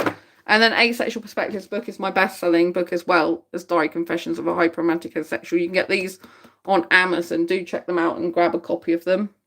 And so, yeah, I hope you've enjoyed this video. I hope you found it useful, helpful, insightful. And like I said, when things go wrong, it's really important to acknowledge our negative emotions as well as any other emotions that come up. It's important to work through those. It's important to give yourself grace and understand. It's understandable I'm going to be stressed. It's understandable I'm not going to feel safe in my home when I've had a gas leak and then carbon monoxide going off. And, like, these are things that could have killed me. Do you know what I mean? These are things that could have killed me. So I haven't, I'm alive, and that's the main thing. Someone says, I can help you with Bollywood dancing for free, no need to pay for it. I don't pay for Bollywood dance lessons. I've got a bronze in freestyle dancing. Highly commended. I took an exam in freestyle dancing. So when I go to Bollywood parties, I don't do traditional Bollywood steps. I do my own dance moves, which some people really like, actually. Because I stand out from the crowd doing that, So I do watch some videos on YouTube, Bollywood moves, but I don't really follow them. And a lot of the time I just freestyle myself, which is interesting, But I can't dance at the moment, obviously, because I've got a broken toe now. It's a suspected broken toe. I haven't had an actual x-ray. So that's what I'm saying. I've had so many challenges. So I literally meant to have finished with physio on the 10th of December. she released me, and I injured my foot on the 4th of December. I told her about it. I wasn't expecting her to release me so soon. But she says, with the amount of stuff I can actually lift at that time and all the strength I got back, she thought I didn't need to see her, but I could come back next year if I was having more difficulties. But now I've got to go back to physio because the toe injury, besides being painful, it's causing me problems with my back more because I can't do all the back exercises anymore because I need my foot for it. So tomorrow I've got a phone call with a physio on the phone, which I don't think it'll be that physio because she's away for a couple of weeks, trying to talk me through on the phone what exercise I can do and can't do and adaptations. And I've got to see her again on the 21st of January. So I've got to go back to physio because now my toe injury's slowing down my back full recovery. So I have to keep my back exercise up to strength. So 2025 is a year of manifestation. Manifest away. I will manifest good stuff. I believe, this is something I so believe, that when you've had a lot of challenges, difficulties, problems, however you personally want to phrase them, I like to phrase them as challenges, because it's more optimistic that you can overcome them then. When you've had a lot of downs, things that have gone wrong and been really, really bad for you, I believe the law of averages means it's got to go up. Things have got to turn around and be good. So I believe that if I'm going through really bad, excuse my language, shitty times, really bad, crap, and life-threatening times. I mean, let's be serious. This is a gas leak and a carbon monoxide and a gas explosion today for the electrics and the gas meter exploding. You know what I mean? Like I saw like the, you know, bang. You know what I mean? And you know when you see like a flame coming out of a dragon's mouth on TV, that type of thing. You know when you see a Bunsen burner or whatever and they're blowing it up, this type of thing. You know, when things go that bad, then I honestly believe that it means there's amazing times to come because the law of averages suggests whenever you've got loads of downs, you've got to go back up. And as someone says in chat, they say when you hit rock bottom, the only way is up. Yeah.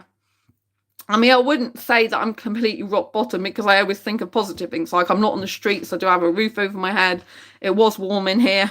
It's not too bad. I still get heat from below coming up. And I've got heaters, but they're going to cost me a lot more electricity that they've lent me, there is blessings still. I don't think I'm completely rock bottom because I always see the blessings. I've got the things I do have rather than I don't have, and I have injuries to my body, but at the end of the day, I'm still alive and I can recover as best I can and I can still live with these injuries. You know what I mean?